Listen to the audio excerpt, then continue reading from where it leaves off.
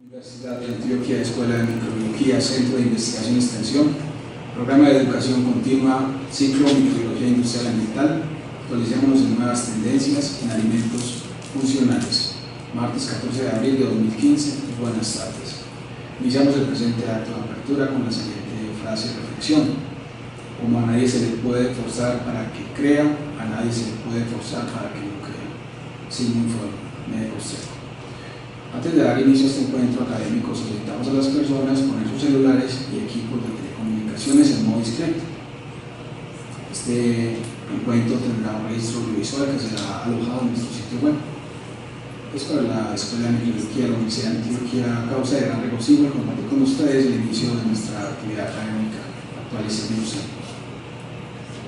Saludamos de forma especial a los integrantes del Consejo de Escuela que nos acompañan el día de hoy. Saludamos también a la profesora Luisa Fernanda Rojas Hoyos y al profesor Julián Alberto Londoño, quienes serán nuestros conferencistas el día de hoy. Agradecemos de forma especial al productor Roche S.A. por su continuo patrocinio al programa de educación continua Actualicemos. Saludamos también al doctor Jairo Alberto Colorado Castaño, gerente de la empresa Genitech, y a la bióloga y asesora comercial María Teresa Guerra Rendón, de la misma entidad. Nos acompañarán más adelante en esta actividad.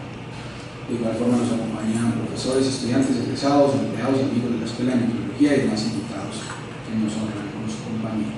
Damos inicio a la programación del día de hoy con la presentación de la conferencia Potencial de los bioprocesos y la obtención de ingredientes activos para la industria de alimentos funcionales a cargo de la profesora Luisa Fernanda Rojas Hoyos, quien es ingeniera química, maestra en biotecnología y doctora en biología, docente de tiempo completo de la Escuela de Microbiología, investigadora del Grupo de Investigación de Biotecnología de la Universidad de Antioquia.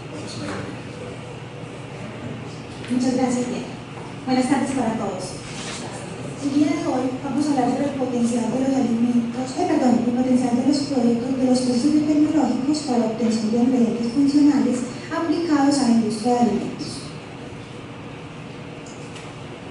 El contenido que vamos a ver hoy se resume en 4 etapas. Primero, la industria de alimentos y su participación en el país. Esto es de gran importancia dado que basado en la representación que hace la industria a nivel de industria de alimentos, a nivel comercial. Esto representa un gran potencial para profesionales que se desempeñan en el área de la microbiología industrial y de los bioprocesos. Por otro lado, entonces estarían los problemas que desde la parte de microbiología se podrían solucionar con relación a esta industria. Vamos a introducir un poco sobre alimentos funcionales, que es una de las grandes aplicaciones y de las nuevas tendencias en alimentación. Y por último sería la aplicación o la obtención de sus ingredientes activos a partir de procesos biotecnológicos encaminados en diferentes fuentes.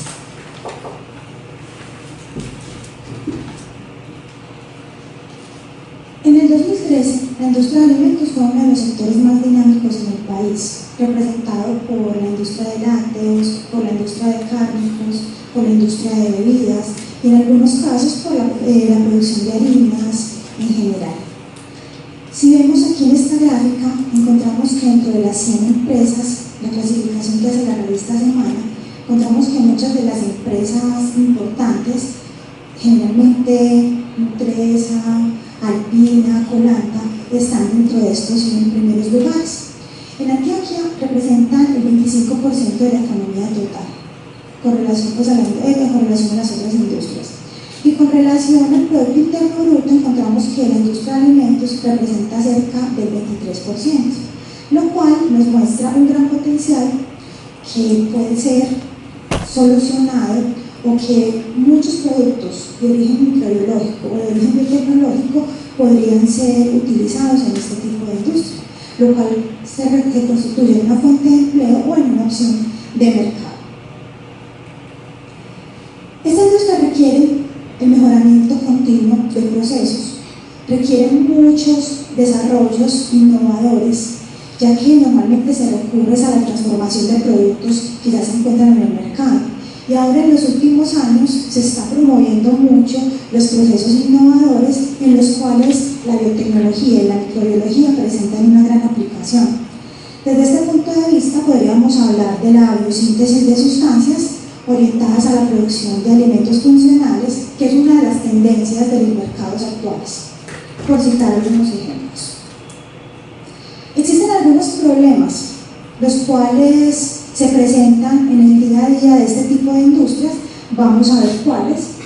En el caso, por ejemplo, de los productos lácteos, existe una dificultad en el caso de las multinacionales para adaptar inóculos microbianos a condiciones típicas de cada región.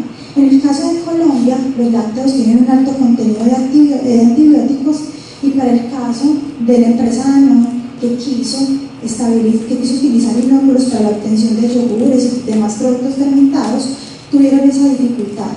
Esto hace la necesidad de encontrar cepas resistentes, cepas nativas que puedan sobrevivir a esas condiciones y ser aplicadas en estos procesos. Otro producto u otra demanda que se requiere en la industria de alimentos es la demanda de enzimas. Una de ellas es la lactasa, que también tiene una aplicación grande. Para el caso de la industria Colanta, es la industria Parmalat la que posee la patente, y en este caso esta empresa presenta problemas para la utilización de la enzima. Ellos no tienen como unos parámetros definidos. Eso también representa un campo que se puede cubrir desde la microbiología a partir de la optimización o evaluación de condiciones de procesos que permitan mejorar los rendimientos en el proceso de la obtención de la leche deslactosada. En la industria de panificación y de producción de almidones también hay muchas enzimas que pueden tener una aplicación importante dentro de estos procesos. Es entonces donde la producción de enzimas, lo cual en Colombia no se ha podido establecer una industria grande que permita cubrir toda la demanda que el país tiene en este caso. Sería muy valioso que desde la universidad o los mismos profesionales pudieran formar un spin-off o una empresa grande para la producción de estas enzimas, ya que normalmente son de alto costo y son de difícil consecución. Por otro caso está la obtención o la nueva tendencia también en la elaboración de productos gourmet, en especial productos cárnicos, los cuales requieren la adición de inóculos microbianos específicos para estos procesos de curado y fermentación, lo cual sería también otro campo de aplicación. Con relación a la industria de frutas y vegetales, tenemos la producción de jugos, la que se requiere normalmente productos estabilizantes para evitar la formación de las dos fases. En este caso se utiliza mucho pectinasa, que es una enzima costosa, también es de difícil consecución a nivel comercial, por lo cual sería muy interesante poder contar con ese tipo de productos a nivel nacional. El tema de los aditivos alimentarios también se ha convertido en el cuello de botella, y es acá donde los bioprocesos ofrecen una excelente alternativa, porque a partir del cultivo de células, vegetales, microorganismos, hongos, bacterias, algas, es posible obtener y satisfacer esos requerimientos de la industria a partir de estos procesos, ya que, como les digo, normalmente esos productos son o importados o normalmente son, y por lo general son muy costosos. Y lo mismo sucede con los ingredientes activos. Tradicionalmente las plantas han sido la principal fuente de productos bioactivos. Sin embargo, ya existen serios problemas de cambio climático, problemas de tipo geográfico. Normalmente esas sustancias bioactivas se acumulan en pequeñas cantidades en la planta. Por lo tanto, la biotecnología se constituye en una metodología alternativa para la obtención de estos principios bioactivos. Entonces, todo lo que pueden ser productos de origen microbiano, algas, hongos, son potenciales para la biosíntesis de estas moléculas. Con relación a los alimentos funcionales, un alimento funcional es un alimento que, además de nutrir, presenta un beneficio para la salud. En este caso podríamos hablar de que son vehículos o portadores de ingredientes funcionales. Esos ingredientes funcionales proporcionan un beneficio o un uso terapéutico. Es lo que normalmente se conoce como la medicina quimiopreventiva, que es un contraste de lo que normalmente se hace, que es la medicina curativa, en la cual una vez se tiene la enfermedad, se recurre al consumo de medicamentos. Con el consumo regular de alimentos funcionales, lo que se está buscando es una prevención de ciertas patologías que normalmente están asociadas a los procesos de envejecimiento normales, como son la formación de ateromas, la producción del mismo envejecimiento, que en este caso pues, los polifenoles presentan una amplia aplicación. Moléculas que previenen las enfermedades cardiovasculares, como son los omegas, o los péptidos bioactivos que regulan el sistema nervioso central, el sistema cardiovascular. Todos estos pueden ser obtenidos a partir de métodos biotecnológicos. Pues dentro de esos productos funcionales encontramos toda esta gama de productos: antioxidantes, vitaminas, minerales, proteínas, compuestos fitoterapéuticos que normalmente son de origen herbáceo o botánico, aminoácidos, péptidos bioactivos, los mismos alimentos probióticos y prebióticos también son considerados alimentos funcionales, y todos estos contribuyen entonces a la prevención de diferentes patologías. Normalmente ese consumo de alimentos funcionales está muy arraigado a las culturas que normalmente son ancestrales y que dentro de su dieta normalmente tienen esos consumos ya muy marcados. En la actualidad, pues normalmente crear conciencia en los consumidores viene por diferentes fuentes. En algunos casos, esos alimentos, ya algunos de los consumidores se encuentran familiarizados con cierto tipo de sustancias que ayudan a la prevención de.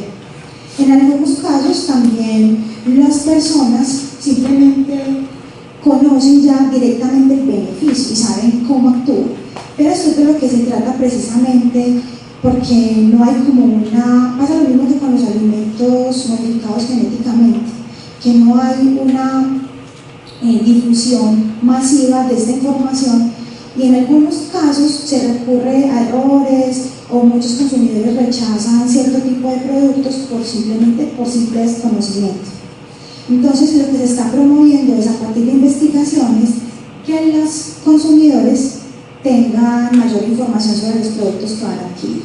Sin embargo, como les decía, como muchos de los modelos que se copian o lo que se conoce, por ejemplo, como la paradoja francesa, o muchos de esos modelos epidemiológicos donde se ha encontrado ese beneficio sobre esos productos bioactivos, pues han servido como ejemplo para que los consumidores los puedan adaptar y los adquieran en su dieta.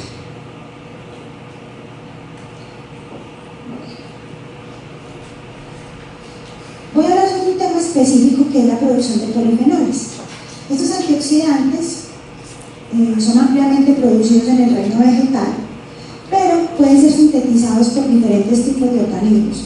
Pueden ser sintetizados por hongos, pueden ser sintetizados por bacterias, obviamente bacterias modificadas genéticamente, porque normalmente son encontrados en las plantas. Diversidad de frutas, vegetales, té, chocolate son fuente de compuestos fenólicos. Sobre los polifenoles antioxidantes ha habido muchas investigaciones. Prácticamente la ruta metabólica está completamente dilucidada. Solo cuando aparece un nuevo organismo reportado como productor de polifenoles, entonces se establecen unas variantes, y la idea es poder incrementar esas investigaciones sobre esos organismos de tal manera que se puedan obtener fuentes alternativas para la producción. Hay un caso específico. Uno podría pensar, normalmente los antioxidantes pues están en todos los vegetales, todos consumimos vegetales, pero hay un problema que no podemos desconocer, y es el cambio climático que está afectando los cultivos de forma importante, y es necesario recurrir a otras alternativas que permitan obtener estas sustancias. Entonces la biotecnología en este caso ofrece una alternativa interesante. En los últimos años se ha estudiado el vino, la uva, el té como fuente de polifenoles, pero también se ha encontrado que el chocolate tiene un alto contenido de estos. Normalmente en la planta intacta se encuentra alrededor de un 15-20% de antioxidantes.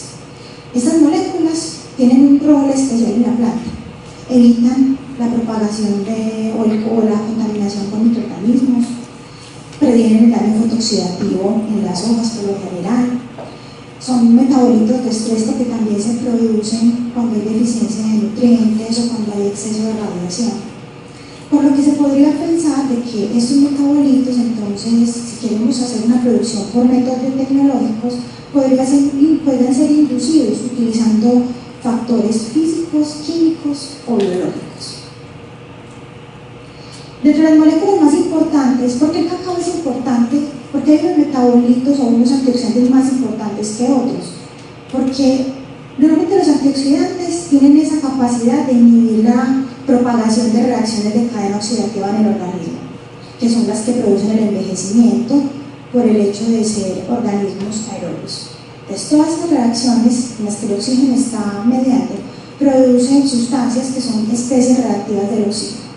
Esas especies reactivas del oxígeno son sustancias fuertemente oxidantes que normalmente dañan proteínas, dañan lípidos, dañan DNA, por lo que el consumo regular de antioxidantes ayuda a estabilizar esa concentración de especies reactivas del oxígeno en el organismo para inhibir enfermedades como el cáncer, el envejecimiento prematuro,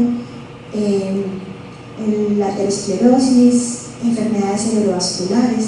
Todas estas enfermedades están asociadas a ese incremento. Entonces, hay unos polifenoles que son más efectivos que otros. Se ha encontrado, por ejemplo, que estos polifenoles del cacao, que están representados por un 37% de catequinas, hay una catequina que es la más, que tiene una actividad biológica alta, que es la epicatequina. Entonces, por eso muchas veces el cacao es mucho más apetecido que el vino y que otras fuentes de antioxidantes. ¿Cuál es la problemática del cacao? Y lo que ocurre con muchos productos fermentados. Este es un modelo que traigo a colación, pero ocurre con muchos productos similares. Por ejemplo, en el proceso de transformación del chocolate, desde el cacao a la obtención del chocolate, es necesario hacer un beneficio, un proceso de fermentación, un proceso de secado, luego un proceso de tostión, que es lo que nos genera los sabores agradables del chocolate.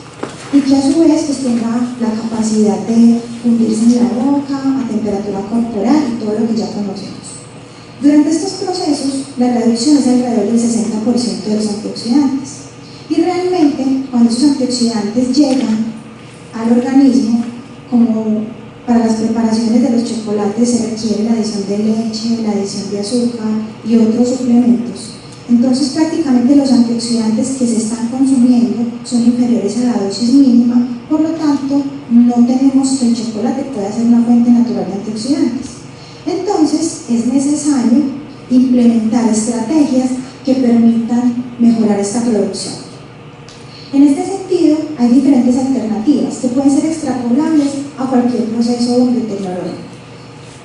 Inicialmente, se diseñaron estrategias de tipo físico, en el cual se modificaban condiciones de proceso, condiciones asociadas a la fermentación, la utilización de material con alto contenido de polifenoles para evitar que la reducción fuera mínima y que al final quede una concentración apreciable que pueda tener un efecto activo en el organismo, la modificación de condiciones de tiempo, temperatura o la simple adición de los polifenoles al final del proceso, que es uno de los métodos que son transversales, no solamente la producción por cultivo de células vegetales, sino también a partir de hongos o a partir de microorganismos modificados genéticamente. ¿Cuáles son las ventajas que ofrecen los procesos biotecnológicos en general para la producción de estos metabolitos bioactivos?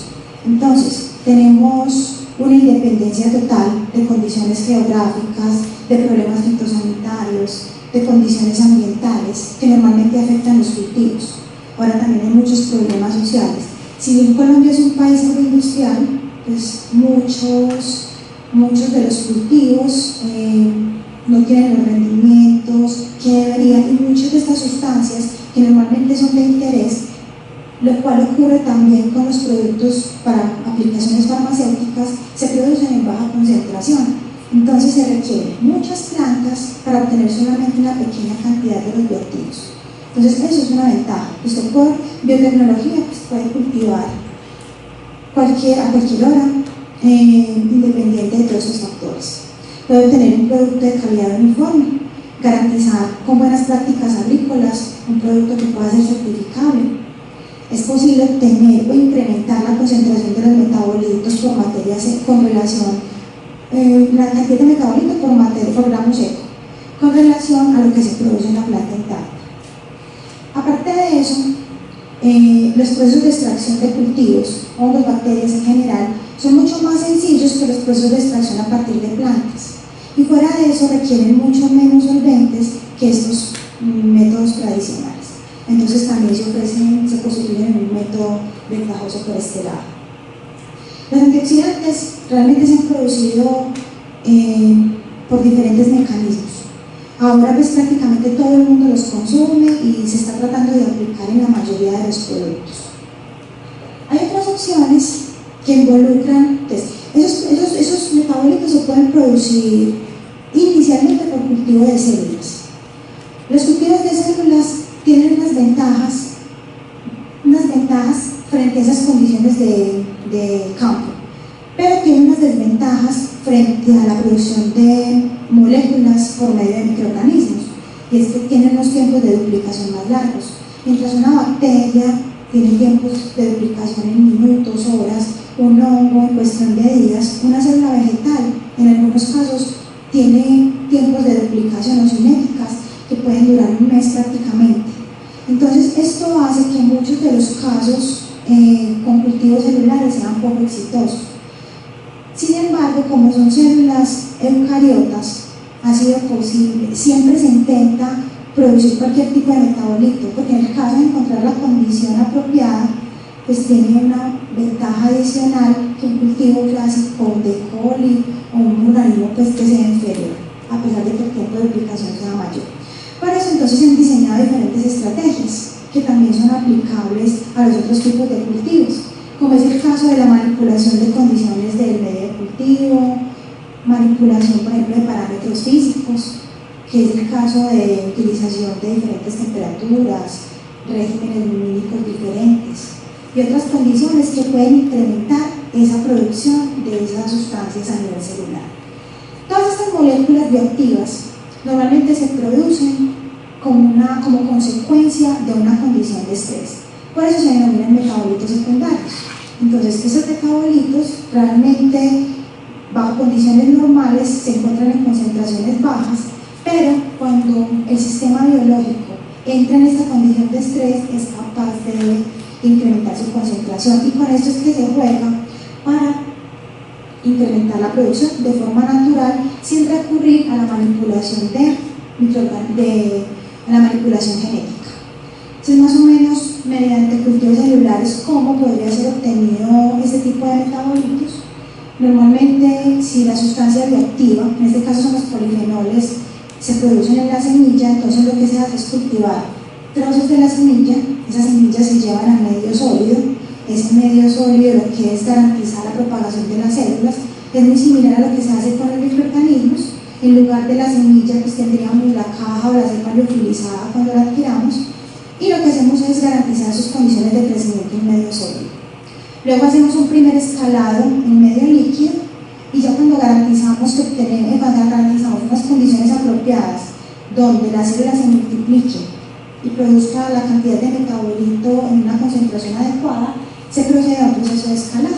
Entonces ustedes saben que en bioreactores hay muchas más ventajas que a nivel de matraz, que se pueden controlar condiciones como la temperatura, como la concentración de oxígeno, el pH, lo cual también favorece la producción de estos ingredientes bioactivos por métodos biotecnológicos. Hay otras estrategias que se utilizan normalmente para incrementar esas sustancias. En algunos casos, las células solamente se acumulan en cierto tipo de tejidos. Acá, por ejemplo, tenemos la producción de polifenoles en las semillas. Las semillas inicialmente son moradas, como las vemos acá, pero realmente no todas las células que hacen parte de esas semillas son moradas. Entonces, una estrategia para obtener una línea celular o producir un cultivo rico en estos polifenoles podría ser cultivando solo ese tipo de células. ¿Cómo las obtengo? Las puedo obtener por desligación enzimática. Utilizo celulasas, pectinasas, y con esas células, utilizando un citómetro de flujo, un sorting que permita hacer la clasificación celular, puedo tomar estas líneas e inducir un cultivo. Esa podría ser una estrategia. perfil de lo que sería el producto obtenido por método biotecnológico y el producto obtenido a partir de la semilla. Acá se encuentra que lo que se estaban buscando eran polifenoles, pero se encuentra que hay otros productos que también se incrementaron solamente manipulando esas condiciones, como es el caso de los carbohidratos, el caso de las proteínas. Tiene, por ejemplo, unas ventajas que producen menor o casi cantidades no detectables de metabolitos estimulantes, como son la cafeína y la teobromina. La cafeína y la teobromina tienen una aplicación importante en el mercado de los productos ¿cómo es que se llaman? Red Bull, todos esos productos energizantes, ¿cierto? Sin embargo, cuando se trata de alimentos funcionales, lo que se buscan son alimentos que no causen un efecto secundario sobre la salud. Y es por esto que consumir directamente las plantas tampoco es tan ventajoso, que las plantas producen más o menos entre 400 y 500 sustancias. Las sustancias que me interesan pues normalmente están en una concentración, pero las otras también están presentes. Entonces por eso comprar extractos en tiendas naturistas tampoco es como la mejor solución. Bajo esta metodología se pueden manipular las condiciones para que se direccione solamente a la producción de metabolitos que nos interesa. Otra de las técnicas sería entonces la ingeniería genética. Entonces, esa primera fue utilización de cultivos celulares clásicos solamente manipulando condiciones físicas. La tasa de fracaso de estos procesos es más bien alta. Como les digo, solamente hay 5 o 6 casos exitosos donde mediante el cultivo de células, sin hacer manipulación genética, se puede producir algunas sustancias.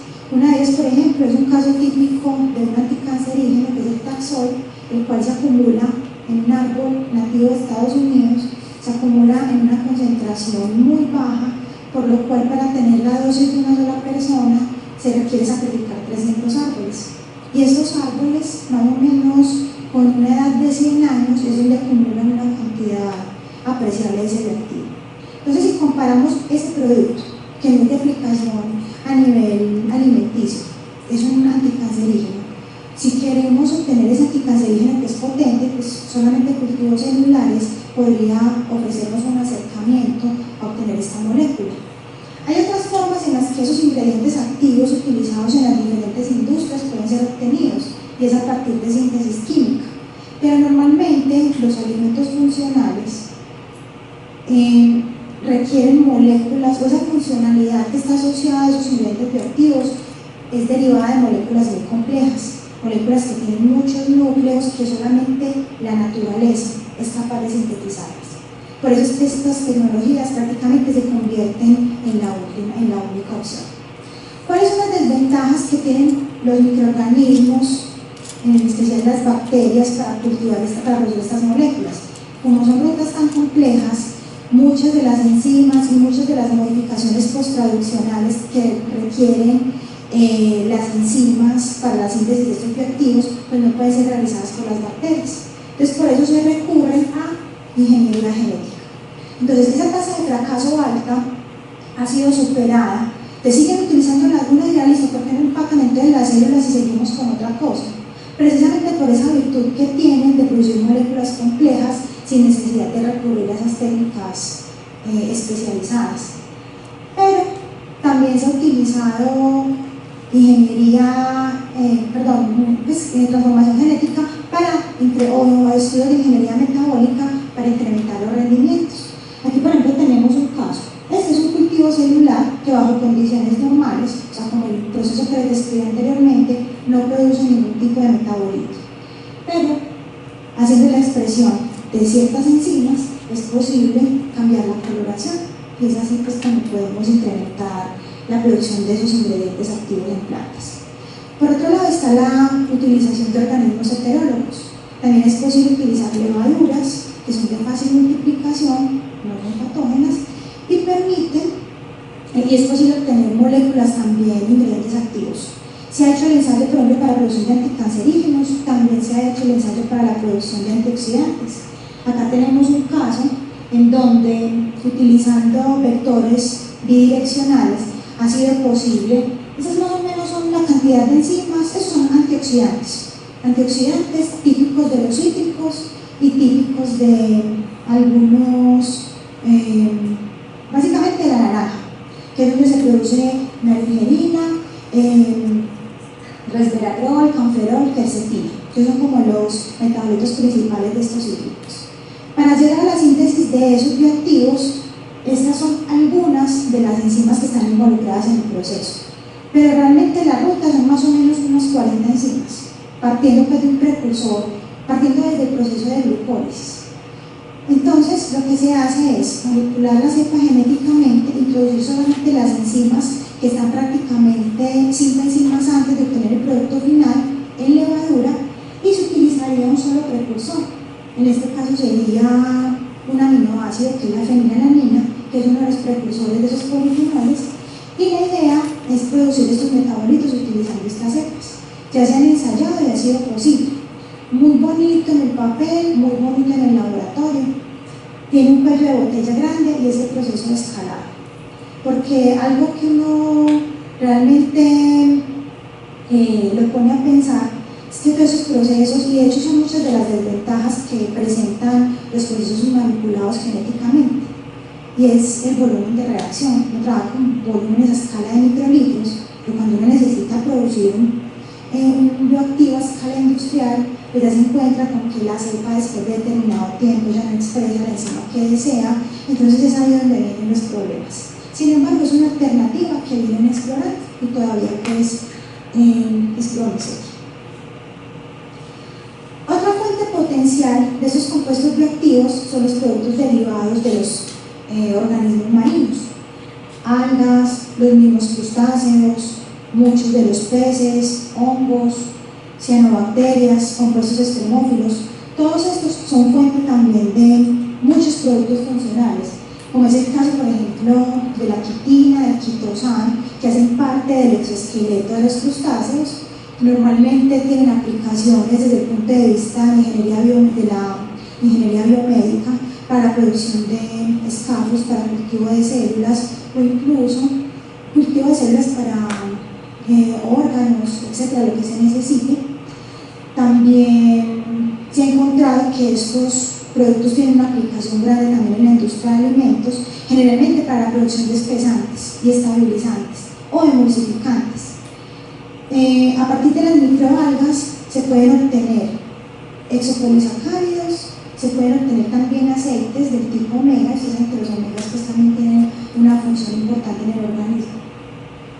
A partir de hongos es posible obtener terpenos, es posible obtener pigmentos, es posible obtener también lípidos, también del tipo omegas, y todos estos pues normalmente contribuyen a la reducción de enfermedades cardiovasculares, potencian el sistema inmune, modulan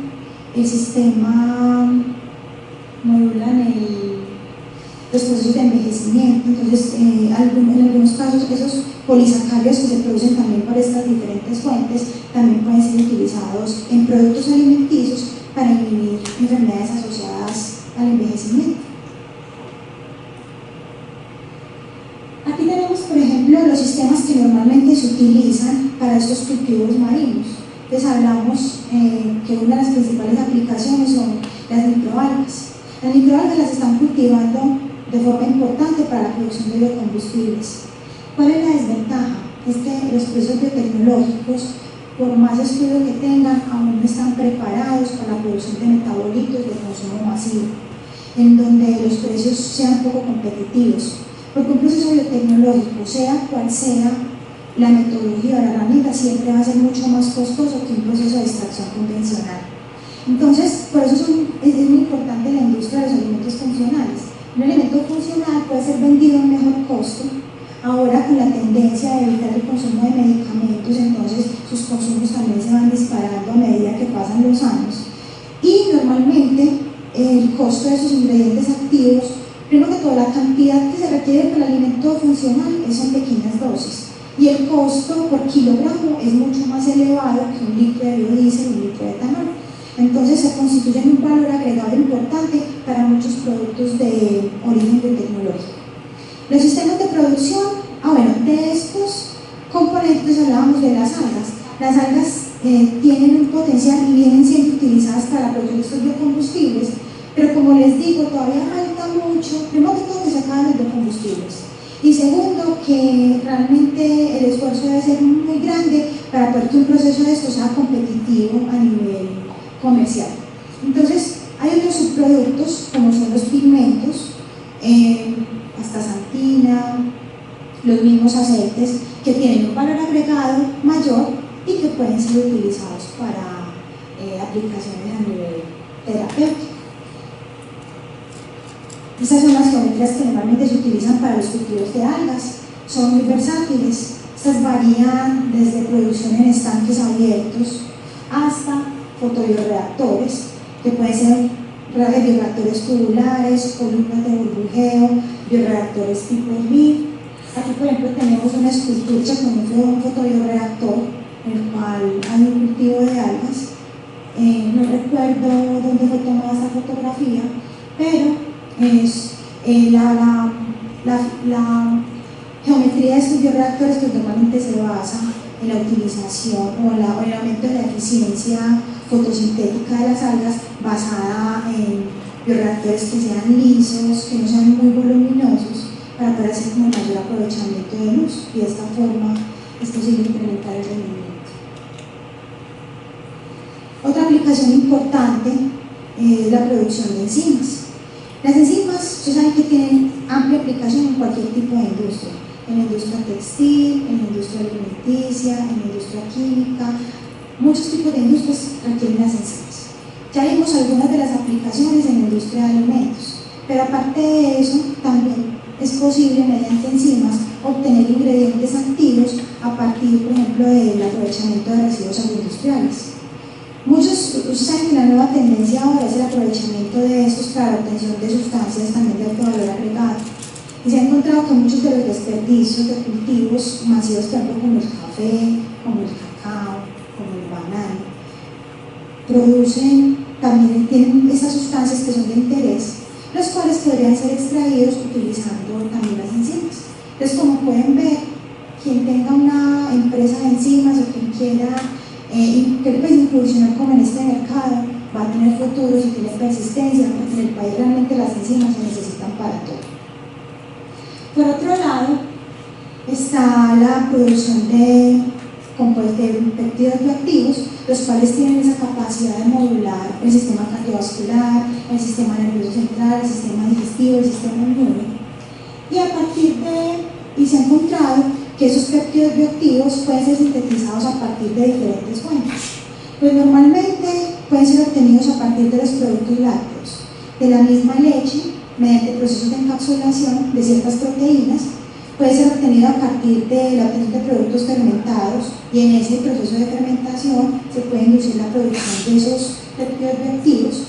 Se puede hacer, por ejemplo, una funcionalización de productos lácteos utilizando enzimas proteínas como la tripsina, la quinotripsina, la pepsina, los cuales permiten funcionalizar ese tipo de productos.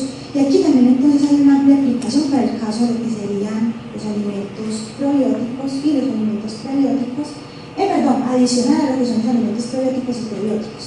Hay otra forma de obtener estos péptidos, que sería mediante tecnologías del DNA recombinante, ya hablamos de la encapsulación de las proteínas. Pero son muchas alternativas mediante las cuales podemos ofrecer ingredientes activos para la industria alimentaria.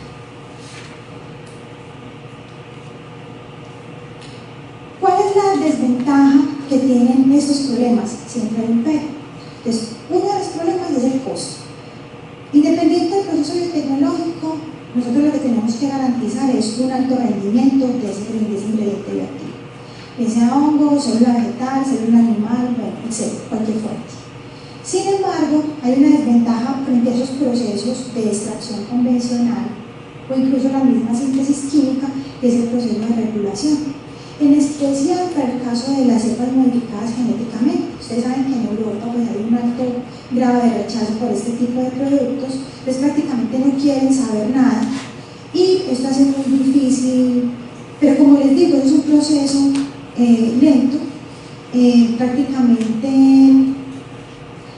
nosotros venimos consumiendo muchos de esos organismos, incluso inconscientemente.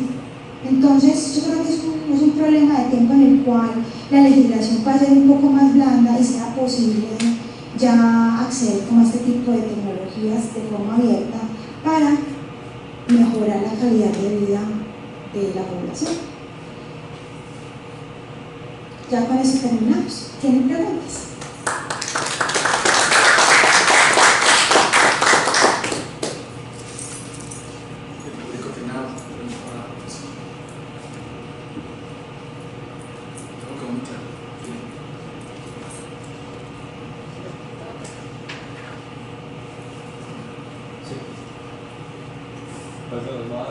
Una motivación por sobre el de hoy.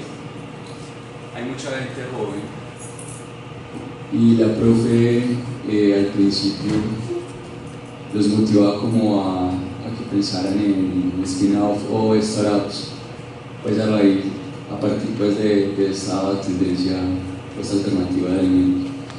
Realmente yo no soy microbiólogo, pero sí me encanta escuchar nuevas formas de comercialización que ustedes pueden empezar a desarrollar pues como desde su área. Y bueno, pues no felicitarte, profe, la verdad me gustó mucho.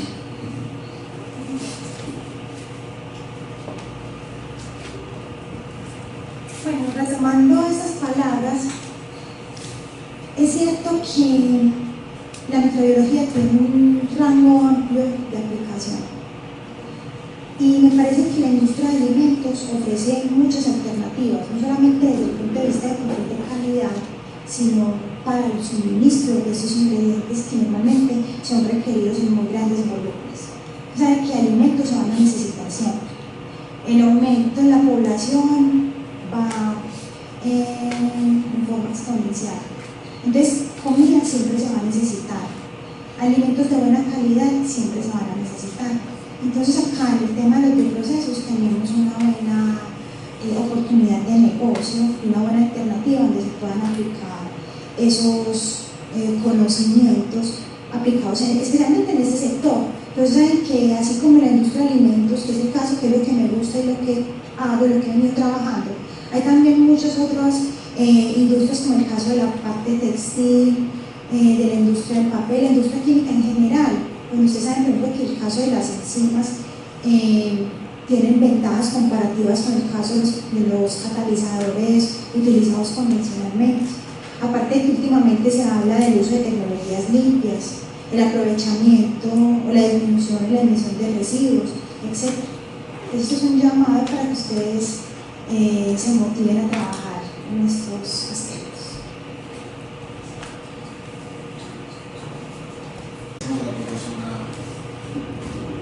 Agradecemos a la profesora Luisa Fernanda Rojas Hoyos por su presentación. Los invitamos a desplazarse al hall del auditorio con el fin de degustar un refrigerio.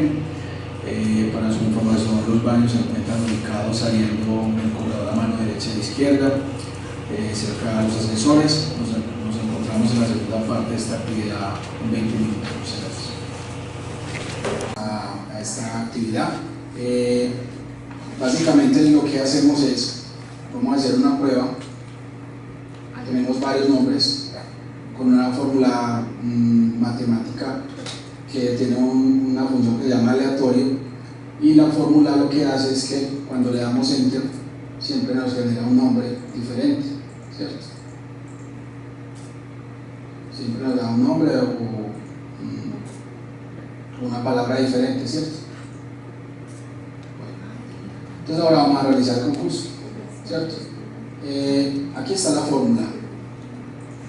Vamos a introducir la opción de igual y le vamos a dar enter para que aparezca el resultado de quién es el ganador.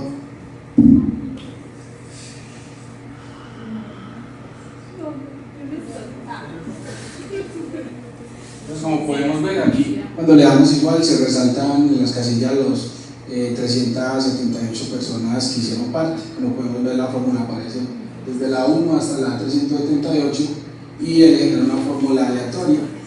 Cuando le damos a dar enter ya va a aparecer quién es la persona que ganó la tableta y el curso.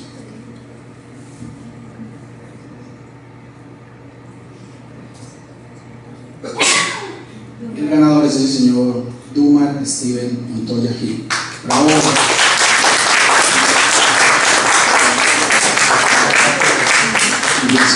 Si Dumar se encuentra en el auditorio o en inglés. No parece. Ok, listo. Entonces,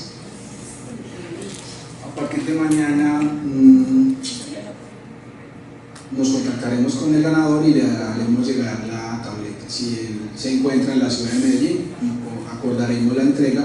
Si se encuentra fuera de la ciudad, les será enviado pues, el premio por mensajería a su residencia. También aparecerán los resultados a partir de mañana en nuestras redes sociales, en nuestro sitio web. Recordamos también a todos que la Universidad de Antioquia cumple con las normas de habeas data y solo utiliza los datos personales proporcionados para los fines de actividades contemplados en los estatutos universitarios. La información será tratada y protegida conforme lo establecido en la Ley 1266 de 2008, que regula el manejo de circulación de la información contenida en las bases de datos personales y su seguridad. Agradecemos nuevamente a la bióloga y asesora comercial María Teresa Guerra Rendón por su apoyo, de la empresa Gentech por la realización de esta actividad, a la Escuela de Microbiología y a todos los participantes del presente concurso. Los invitamos a seguir participando en las actividades programadas por la escuela. Continuamos ahora con la actividad, con la segunda parte de actualización. Muchas gracias.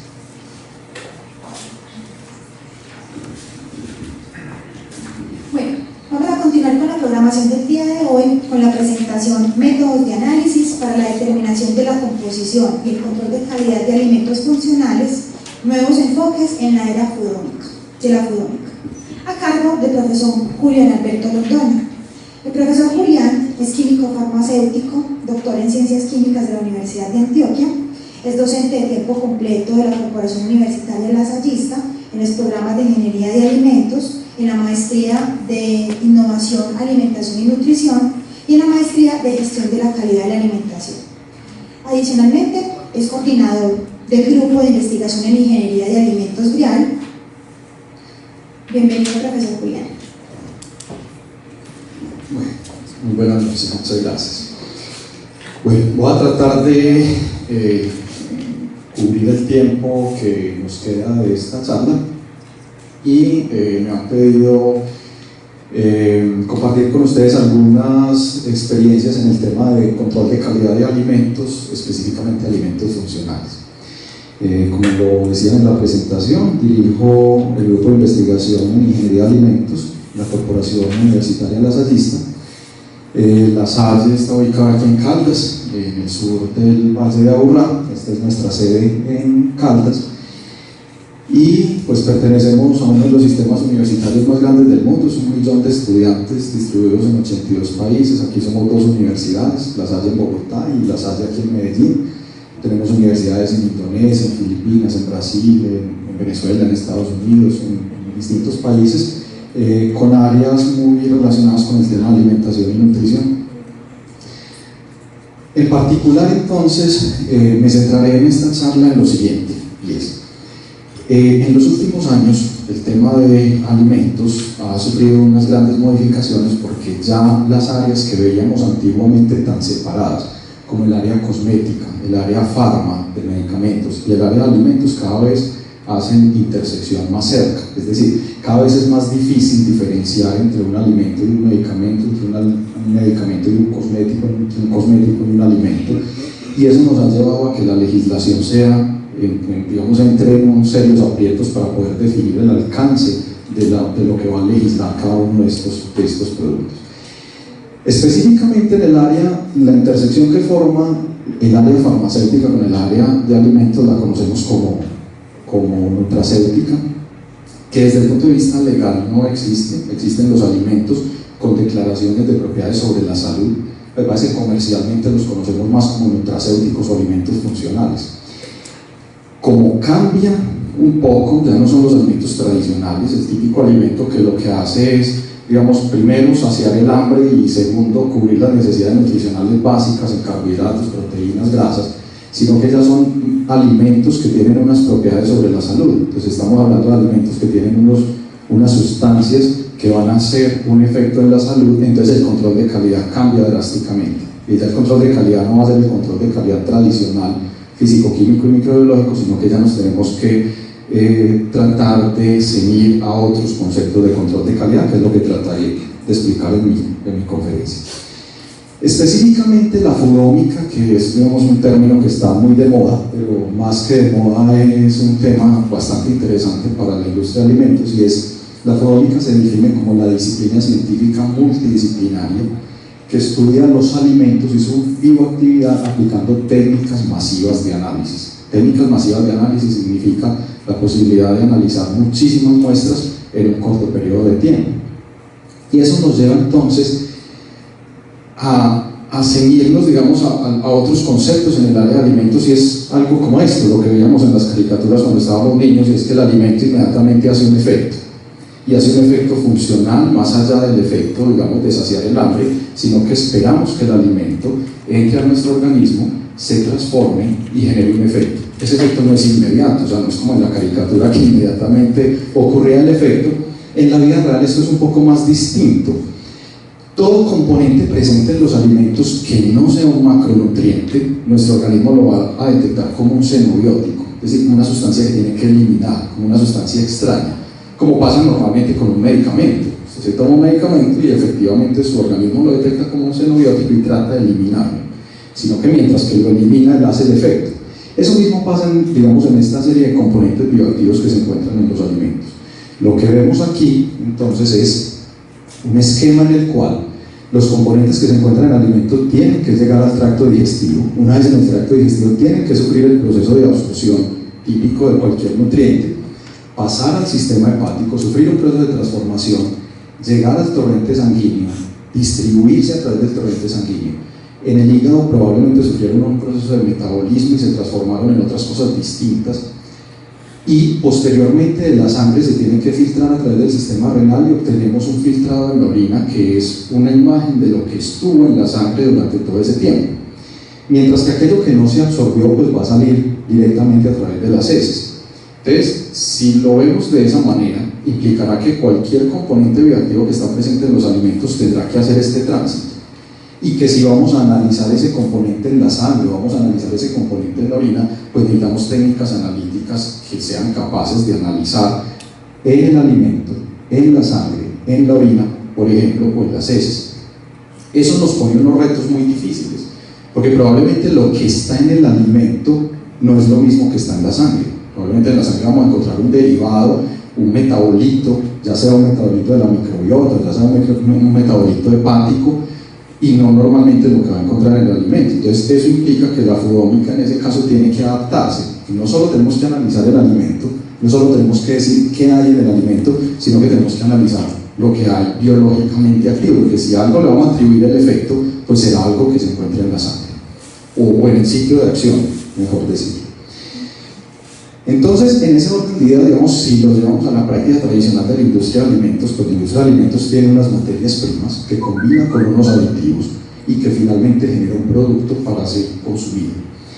En ese nuevo esquema de generación de alimentos funcionales, entonces tenemos que hacer control de calidad aquí, y cuando hablamos de control de calidad en el alimento, entonces tenemos que hablar de la composición química, pero de la composición química detallada. Ya no nos sirve, por ejemplo, contenido total de proteínas, sino que tenemos que saber cuál es el perfil de aminoácidos. O ya no nos sirve, por ejemplo, hablar en términos generales de componentes bioactivos, sino que ya tenemos que saber cuáles. No nos sirve en términos generales carotenos o carotenoides totales, tenemos que saber cuáles. Adicionalmente tenemos que hablar de la variación estacional, porque si yo le voy a atribuir a un alimento un efecto biológico debido a su composición, pues tengo que garantizar que esa composición sea la misma, o por lo menos parecida. Eso empieza a ser un problema, porque eso es un alimento, es un producto agrícola que va a depender del suelo, va a depender de la cosecha, va a depender de la especie, de la forma de recolección, etc. Si vamos a hablar de que al alimento le vamos a poner un ingrediente, también podemos hacer eso. Es el caso típico de los alimentos que encontramos en nuestro medio. Por ejemplo, tenemos un alimento lácteo al cual le adicionamos o le ponemos un aditivo que él no tenía y que le va a dar la bioactividad. Entonces le ponemos una fibra prebiótica, o le ponemos un fitosterol, o le ponemos una sustancia que le vamos a atribuir el efecto.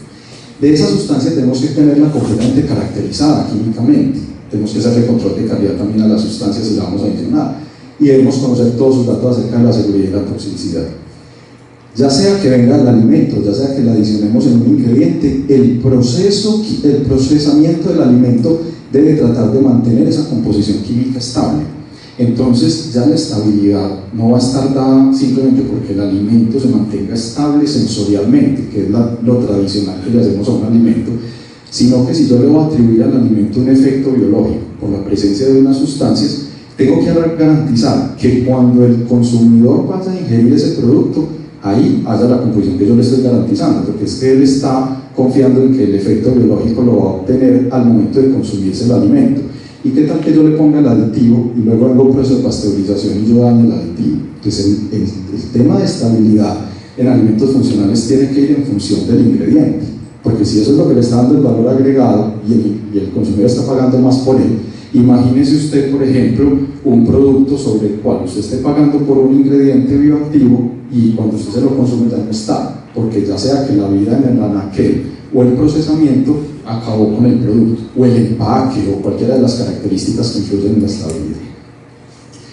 Una vez tenemos el alimento listo, pues el alimento tiene que ser ingerido, y en el consumidor tenemos que hablar en términos generales de una ingesta asociada a una dieta, porque esto no es un medicamento.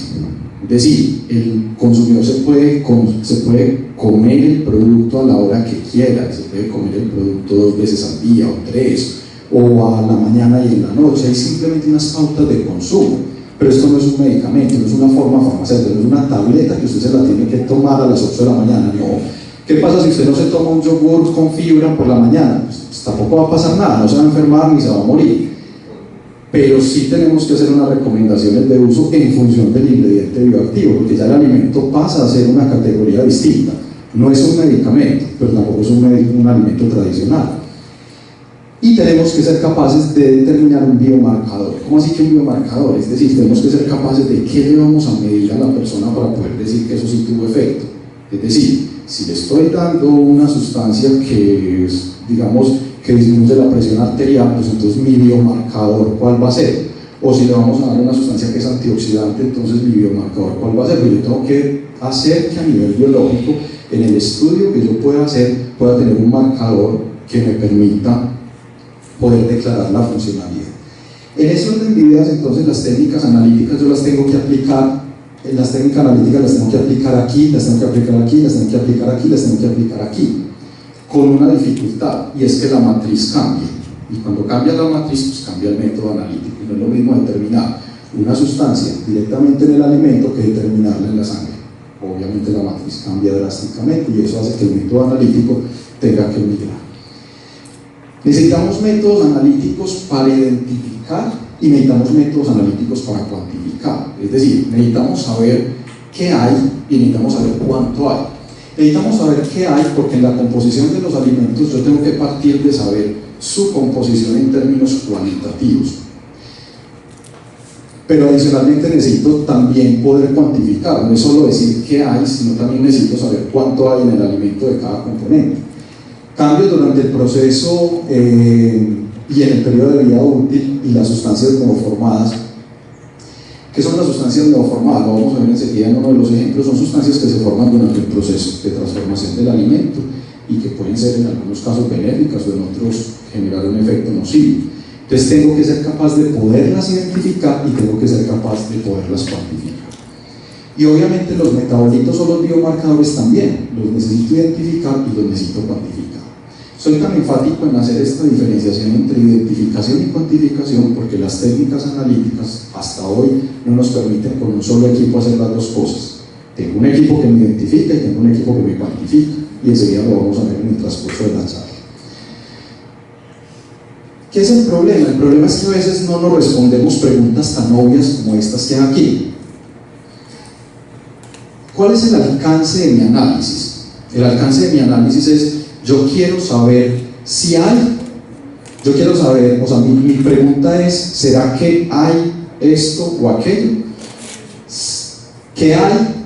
¿Cuánto hay?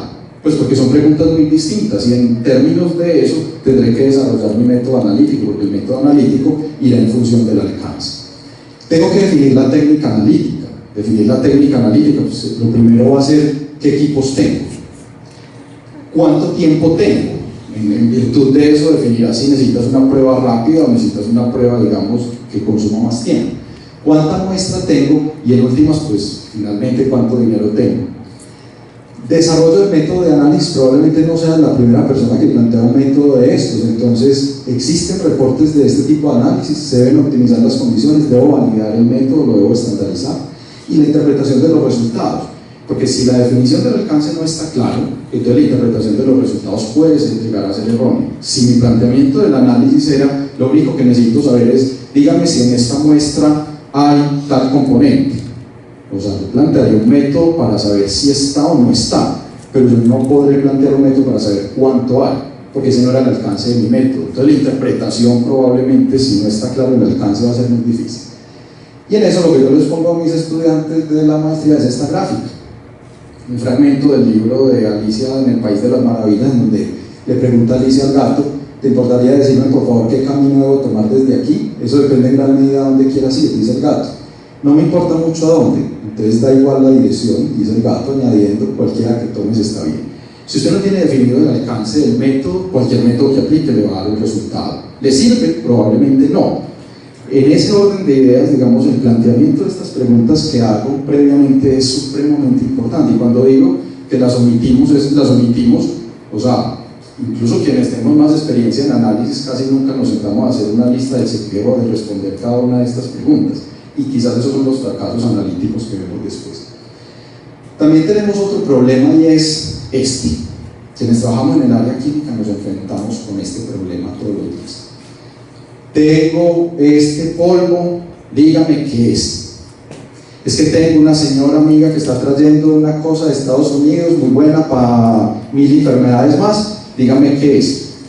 La sustancia X. Entonces, eso es muy complejo de resolver, que lo vamos a ver enseguida.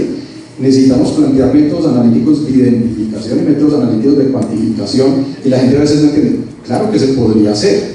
El problema es cuánto cuesta usted hacer un análisis para algo de lo cual desconoce completamente qué es. Lo que pasa es que en el imaginario colectivo está esto. Entonces, si en esto pueden hacerlo, cogen la muestra, simplemente la ponen en un equipo, el equipo saca un montón de cositas, de rayitas, y ahí mismo el señor cierra los ojos, se imagina, y ahí muestra de que murió, cuándo murió, por qué lo mataron, etcétera, etcétera. Y eso en el imaginario colectivo nos ha hecho mucho daño a los químicos que trabajamos en análisis, porque finalmente cuando una persona llega, cree que uno es incompetente porque no es capaz de hacerle un análisis. Entonces la persona llega con esto y le dice, mire, dígame qué es, y uno, pues señor, a ver, lo que pasa es que no es que no sepa. Claro, es que aquí no hay equipos, no, sí hay equipos, pues, pero dígame un poco de información. Esto lo encontraron dónde, se lo quitaron a alguien, vino de un árbol, pues, ¿qué es un poco más o menos para yo saber qué método de análisis planteo? Entonces, eso nos genera ciertas dificultades. Y hay una serie de cosas antes de llegar a un aparato. Uno casi siempre piensa que el aparato le va a resolver todos los problemas. La gran dificultad hoy en día es que hemos avanzado tanto en la tecnología que los pasos previos de la preparación de la muestra no les paramos tantas bolas, no le prestamos atención, y cuando vemos el análisis, el resultado del análisis, todos los errores analíticos los vamos a ver en la preparación de esa muestra, en cosas tan simples como un pesaje. Es evidente que si yo bajo la sensibilidad de un equipo de medición, pues obviamente tengo que tener una muy buena sensibilidad en el pesaje, porque obviamente que estoy afectando todo el proceso. Entonces el proceso analítico es un proceso, no es solamente tener este frasquito y llevarlo a un equipo, sino que previamente todo lo que tengo que hacer antes, en términos de si tengo que secar o no, si tengo que hacer un proceso de limpieza, de extracción, obviamente me va a afectar drásticamente el análisis. La técnica, digamos, en la cual me voy a centrar en esta charla es la cromatografía, las técnicas cromatográficas, que son las que nos permiten eventualmente tener una aproximación a la fotónica en términos de masificación de los análisis e interpretación de los resultados. La cromatografía líquida de alta eficiencia, que conocemos por sus siglas en inglés como HPLC, en donde la P pues, generalmente es performance o desempeño o presión, o quienes nos agotan la paciencia en el laboratorio decimos que es high patience, porque cuando el equipo le da por no funcionar, no funciona, y si uno ya está muy bravo, pues simplemente dice que es HP Liquid Chromatography. ¿Qué es un ensayo de cromatografía líquida? Pues vamos a tener una columna que nos separa las muestras y obtenemos una figura que es el cromatograma. El problema es la detección, es decir, cómo detectamos que está saliendo ese pico. Entonces podemos detectar que está saliendo ese pico poniendo un detector. Entonces el detector va a ser, digamos, un aditamento del equipo que basado en una propiedad física o química pues nos permite poder detectar lo que está saliendo, poder ver que está saliendo algo. La mayoría de detectores, los primeros fueron detectores ultravioleta visible, basados en una longitud de onda, detectores de arreglo de diodos, basados en poder ver diferentes longitudes de onda. Sin embargo, cuando obtenemos eso, lo que vemos es un espectro de absorción, es decir, la absorción de la luz a diferentes longitudes de onda, pero eso no nos habla de la identidad de la sustancia. Eso simplemente nos dice que salió algo que absorbe a 280 nanómetros. ¿Cuántas cosas pueden absorber a 280 nanómetros? Muchísimas. Por ende, eso no es un indicativo de la identidad. Entonces, probablemente podríamos acoplar aquí un detector de masas y llamaríamos un espectrómetro de masas. El espectrómetro de masas lo que nos hace es determinar el peso molecular y vamos a decirlo que funciona más o menos de la siguiente forma.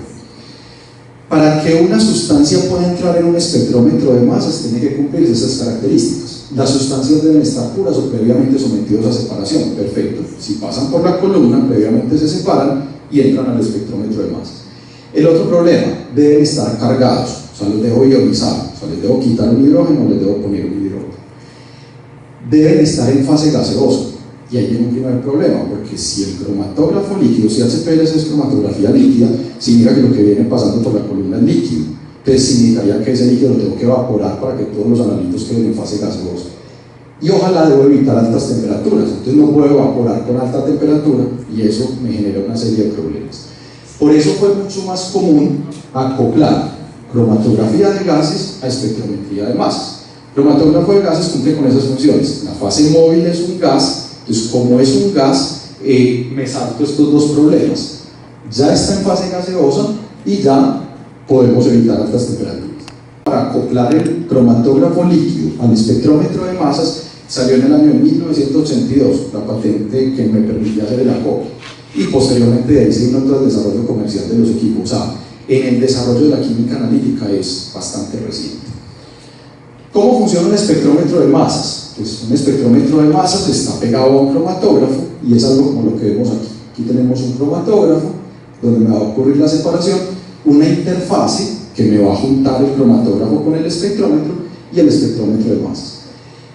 ¿Qué pasa en el cromatógrafo? Casi siempre oímos hablar de HPLC, pero hoy en día para poder cumplir con eso de fluidómica, para poder cumplir con que sean técnicas masivas, tenemos que acortar el tiempo del análisis. Entonces pasamos de separaciones, por ejemplo, de 30 minutos a separaciones de 5.2 minutos. Eso se logra teniendo columnas más pequeñas, de tamaño, digamos más compactas, que nos hacen separaciones de la misma eficiencia pero en corto tiempo. Eso se llama UPLC, entonces cromatografía líquida de ultra alta eficiencia. Una vez hacemos la separación tenemos que entrar al espectrómetro de masas. ¿Cómo funciona el espectrómetro de masas? Pensemos en esto, se lo voy a poner digamos de manera muy gráfica. El espectrómetro de masas funciona de esta forma. Imaginemos que yo no sé qué hay detrás de esos dos cuadrados y que la única forma de saber es primero pesando lo que es. Por ejemplo, la forma de yo saber si esto es un señalador y esto es un micrófono, pues sería cogerlos los dos, pesar, este es más pesado, este es más liviano. Segundo, tirarlos contra el piso y romperlos y recoger los pedazos. Pero imaginemos que yo soy ciego y no los puedo ver, entonces me toca irme y esto es la base del micrófono, esto es esto y entonces después lo voy a armar. Así funciona un espectrómetro de masas. Entonces cuando yo hago eso, lo que hago es romper y generar pedazos. Pero si todavía hay pedazos muy grandes, pues yo puedo coger esos pedazos grandes y volverlos a romper en pedazos más pequeños. ¿Cuál es el objetivo de la técnica? El objetivo de la técnica es coger todos esos pedazos y volverlos a armar Entonces, para poder saber qué había, ¿cierto? Recordemos que yo no sé qué hay. Entonces, cuando yo cojo todos estos pedazos, puedo obtener cosas como estas. ¿Qué es el problema? Pues solo hay una forma, y es que yo pueda, primero, que no me sobre ningún pedazo, que todos los pedazos deben hacerme parte de lo que había, y segundo, que todos los pedazos me ordenen en una forma clara como esta. Eso es, digamos, una de las principales dificultades de hacer un análisis por HPLC masas para identificar, porque si yo no sé qué hay, cabe la posibilidad que yo le pegue un pedazo aquí a algo que no es. O sea, cabe la posibilidad de que yo arme la estructura equivocada, cabe la posibilidad que yo meta eso en un espectrómetro de masas, recoja los pedazos, y cuando vaya a armar esos pedazos ya no sea lo que yo estoy buscando. Nadie me asegura que sí es lo que yo estoy diciendo. Entonces esto es un cromatograma, feíto, pero es un cromatograma. Esto es una separación en cromatografía líquida. Después de ahí lo que voy a hacer es llevar esto a un espectrómetro de masas. Entonces llevo y obtengo un espectro de masas. Esto es un espectro de masas, entre comillas. Cada cosa de estos son pedazos.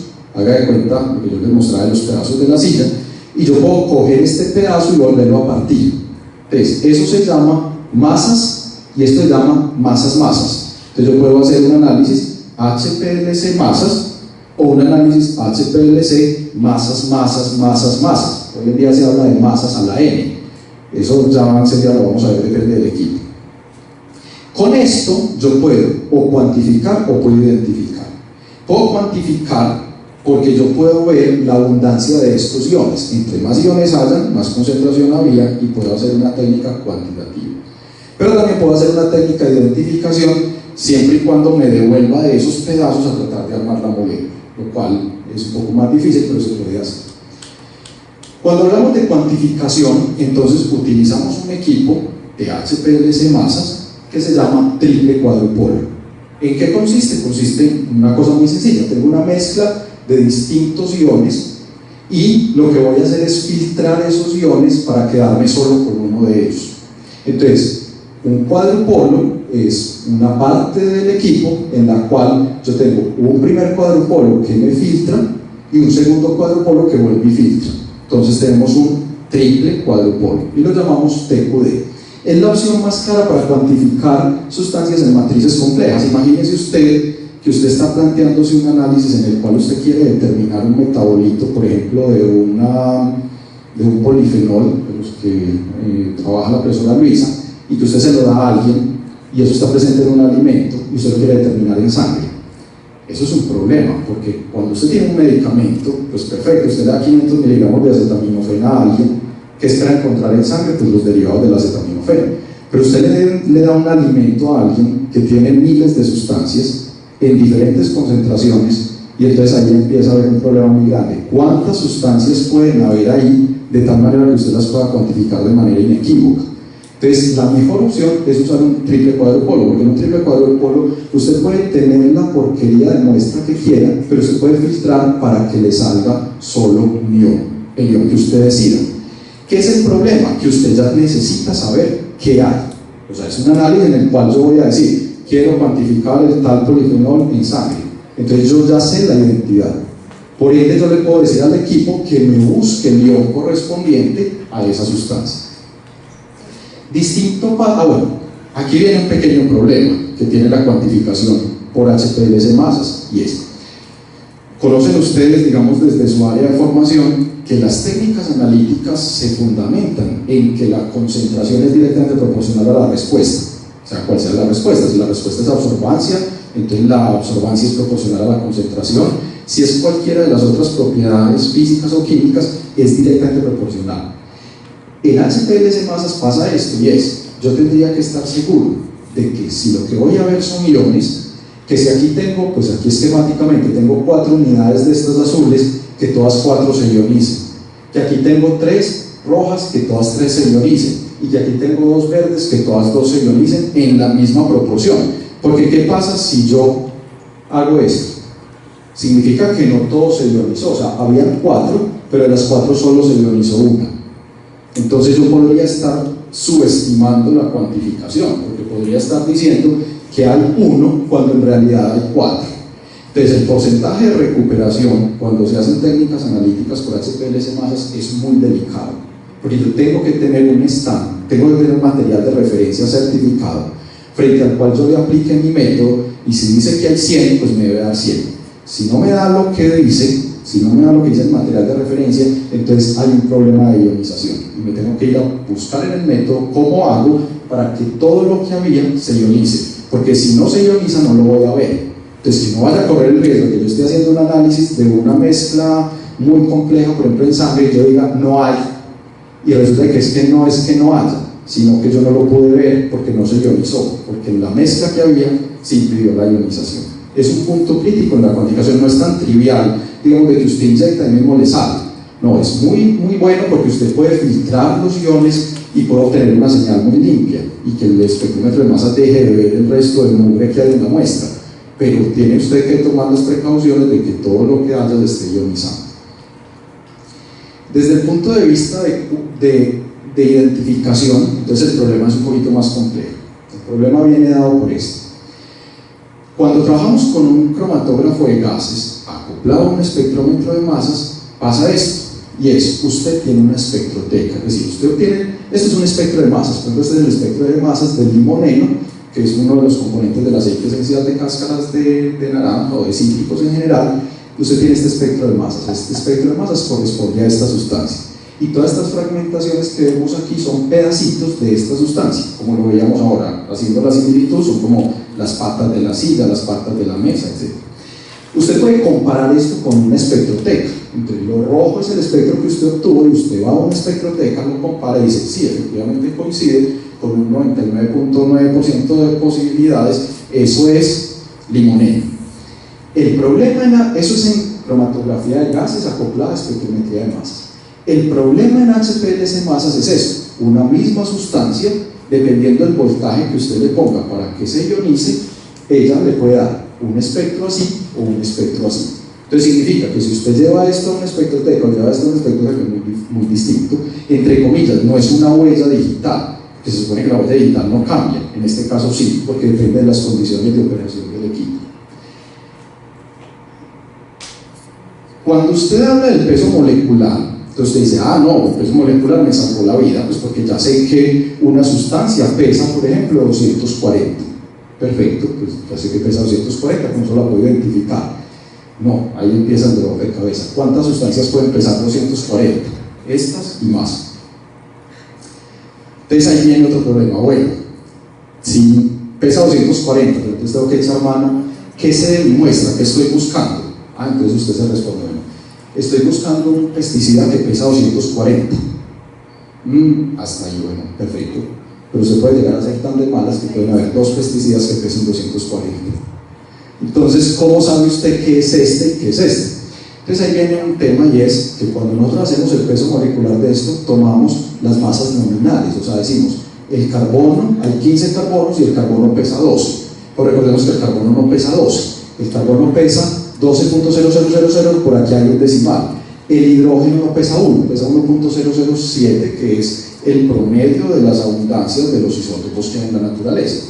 Entonces, ¿qué significa? Que si yo en realidad, en vez de coger estos valores de 12, 1 y 3, lo que hago es coger estos valores, yo puedo encontrar la masa exacta. Entonces puedo decir, resulta que los dos pesan 240, pero resulta que este pesa 240.0785 y este pesa 240.1218. Entonces, ¿cuántas cifras decimales me puede dar el equipo? Pues me puede dar muchas, pero cada cifra decimal es un costo adicional en el aparato. Un espectrómetro de masas que me dé 240 sin decimales vale una plata, y uno que me dé 2 decimales vale más, y uno que me dé 3 decimales vale más, y uno que me dé 4 decimales vale más.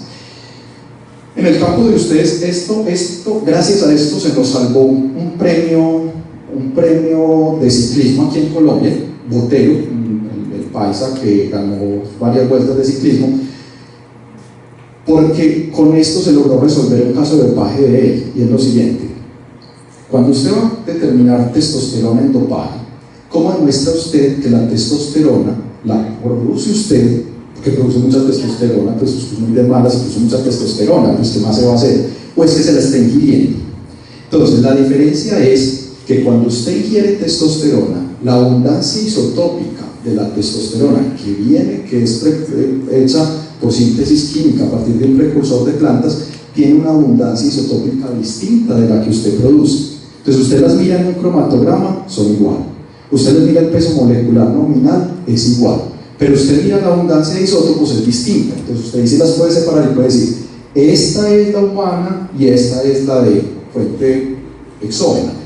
Gracias a este análisis, que entre otras cosas, ahí viene, digamos, como la dificultad analítica, y es poder demostrar ese tipo de cosas. Necesita un equipo, necesita un aparato que haga eso, y empieza a hacerlo difícil. ¿Qué tipo de equipos se pueden usar para eso? Entonces hay un equipo que se llama, es un HPLC masas, y se le llama detección TOF. TOF significa tiempo de vuelo. ¿Qué es un tiempo de vuelo? Cojo todos esos iones y los echo a volar por un tubo al vacío. Entonces recordarán ustedes que lo más pesado pues tiende a tener gravedad, pues tiende a verse por la gravedad y a viajar, digamos, más rápido que lo más liviano. Entonces, en ese orden de ideas, basado en el tiempo de vuelo de esos iones, yo los puedo separar. Entre más largo sea este tiempo de vuelo, digamos, puedo separar iones con mayor diferencia en las cifras decimales. Entonces, un TOF generalmente es una chimenea alta, a vacío, a alto vacío, en donde los iones empiezan a viajar, se separan, y entonces yo voy a obtener iones separados en 3 o 4 cifras decimales de peso. También se puede hacer con otro equipo que se llama trampa orbital, en donde los iones quedan bailando en una trampa de iones, se llama así, de forma orbital. Entonces ellos quedan ahí y significa que van a tener más tiempo estando ahí y se pueden separar todos sus pesos. Con eso puedo obtener masas que tengan 4 cifras decimales y puedo tratar de hacer identificación. Les voy a poner 2 ejemplos para terminar, que esto, digamos, está en la teoría, pero en la vida real, cómo lleva uno eso al caso de alimentos, y es el siguiente. El primero, para cuantificar, es este caso. Nosotros trabajamos con esta universidad nuestra en Francia, que se llama La Salle-Beauvais, es un pueblito al norte de París. Trabaja mucho en el área de cereales, y hubo un interés muy importante de trabajar en el caso de cacao. Hay un problema en el caso de productos de chocolatería, y es los países que producen chocolate no producen el grano, producen chocolatería, pero generalmente llevan el grano de los países que lo producimos. Y hay un problema en el caso de cacao y en el caso de muchos otros alimentos como el café y algunos cereales, que es que tienen que ser sometidos a procesos térmicos para que aparezcan las notas sensoriales que a nosotros nos gustan en el chocolate. Entonces, un cacao no sabe a chocolate, pero cuando lo sometemos a un proceso de calentamiento, un proceso térmico, van a aparecer unas sustancias que denominamos las sustancias de la reacción de Maillard. Esas sustancias de la reacción de Maillard son las que me dan las características de olor, sabor, algunas notas de aroma, pero resulta que también pueden llegar a ser tóxicas. Y como pueden llegar a ser tóxicas, pues hay que monitorearlas, porque hasta dónde se me producen sustancias de Maillard benéficas para las notas sensoriales y hasta dónde esas sustancias pueden llegar a ser tóxicas. Entonces, lo que trabajamos aquí fue cuantificar una sustancia de la reacción de Maillard que se llama carboximetillicina, o CML. La carboximetillicina es un producto, recuerden, la reacción de Maillard se da entre un aminoácido y un azúcar reductor. En este caso, el aminoácido es lisina, y se convierte la lisina en carboximetillicina. También hay una muy conocida que la escuchan ustedes, se llama acrilamida, que es obligatorio medirlo en las papas fritas, por ejemplo, en el café tostado. Y en este caso, pues hay diferentes métodos para hacer el análisis. El método de ELISA, que muchos de ustedes lo conocen, las técnicas cromatográficas por detección, por ejemplo, de cromatografía de gases, y específicamente, pues nosotros optamos por medirla por HPLC masas. ¿Qué planteamos? Medir el contenido de carboximetillicina en productos comerciales de chocolatería. Recogimos muestras en Francia, 11 muestras, en España 3, en Reino Unido 3 y en Estados Unidos 10, y las sometimos a análisis. ¿Qué nos encontramos en esas muestras? Son muestras como las que ustedes ven aquí, no les voy a decir cuál es cuál de una de otra, pero son muestras que ustedes ven acá, que comercializan algunas de ellas aquí en Colombia. Y aquí obtenemos esto. Este es el contenido de carboximetillicina, este es el contenido de carboximetillicina en todas esas muestras. ¿Qué vemos? Una alta variabilidad. Hay muestras que tienen muy poquito contenido de carboximetilicina, hay muestras que tienen mucho contenido de carboximetilicina. Si con dos muestras, con esta muestra preparáramos una bebida chocolatada con leche y con esta, estaríamos teniendo más o menos el 27% de la ingesta total de carboximetilicina al día. Eso es una preocupación, porque entonces si usted ya con eso tiene una cuarta parte de lo que es la ingesta al día, el resto de cosas, y si usted se come una galleta, y si usted se come un café, y si usted se come cualquier otra cosa que es sometida a proceso térmico, pues cuánto es la cantidad. Esto en el alimento, pero también nos interesa saber a nivel biológico. Entonces planteamos un estudio, nuestros profesores aliados allá, un estudio en el cual medimos el contenido de carboximetilicina en orina. Para poder medir el contenido de carboximetilicina en orina, ¿por qué es importante en orina? Pues para poder saber que efectivamente si yo ingiero más, pues estoy orinando más y estoy excretando más, y por ende lo que estoy excretando es producto de la ingesta. O sea, en ese caso entonces se le dio una porción de este producto que contenía 2.7 miligramos de carboximetilicina a un voluntario aparentemente sano. Entonces en los primeros días uno produce carboximetilicina, es decir, nosotros sufrimos en nuestro organismo reacciones entre los aminoácidos y los carbohidratos y producimos ciertos niveles de carboximetilicina y de productos derivados de maillard, que a nivel biológico los llamamos productos avanzados de la glicación. Aquí medimos carboximetilicina en orina y a medida que le vamos dando más dosis, el contenido de carboximetilicina en orina aumenta. Le dejamos de dar el alimento y los niveles de carboximetilicina regresan cercanos a las condiciones basales. Eso nos demuestra que efectivamente lo que se está excretando en orina es carboximetilicina de la que se está ingiriendo en el alimento, pero con un agravante, y es, si aquí le estamos dando 10.9 miligramos, ¿dónde está el resto? Porque resulta que en la orina apenas estamos viendo 1200 microgramos a 1.2 miligramos por día. O sea que el resto o se bioacumula, o se biotransforma, o si Dios es muy grande, de pronto se convierte en algo inofensivo, ¿cierto? Pero es uno de los principales problemas de los productos de la reacción de Maillard, tiene una bioacumulación bastante alta y sus efectos tóxicos están relacionados precisamente con eso. La otra pregunta, entonces, ¿dónde entramos nosotros? Entonces nosotros entramos en lo siguiente, ¿y eso dónde se produce? O sea, cuando usted hace un producto de chocolatería, entonces ¿dónde produce la carboximetilicina? Pues uno espera que entonces es donde está el proceso térmico más exhaustivo, que es el proceso del tostado, ¿no? Resulta que nos fuimos a la región de Santander, con eso trabajaba con la profesora Luis, éramos compañeros en ese momento, muestreamos 4 fincas y sometimos esto, es granos de cacao sin proceso, estos son granos de cacao fermentados, estos son granos de cacao secos al sol y estos son granos de cacao tostados. En esta finca, en esta. El patrón de comportamiento es el mismo y lo que nos asombramos en ese caso es, resulta que sí, hay un poquito más de incremento en el tostado, pero la mayor cantidad aparece en el secado al sol.